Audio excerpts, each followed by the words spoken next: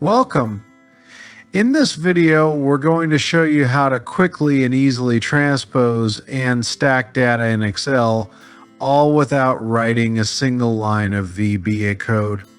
Thanks to Kutools for Excel, you can handle this task with just a few clicks. Let's dive in.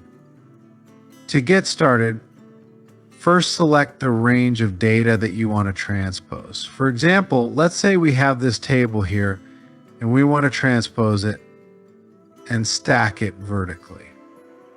With your data selected, navigate to the Kutools tab on the Excel toolbar. Now, go to Range and click on Transpose Table Dimensions. This will open the Transpose Table Dimensions dialog box. In the dialog box, make sure to check the Cross Table to List option. This will ensure that your data gets transposed and stacked vertically. Next, in the results range, single cell field, select the cell where you want the transposed data to appear. This cell can be in any location that works best for your spreadsheet layout. Once you set your options, click OK.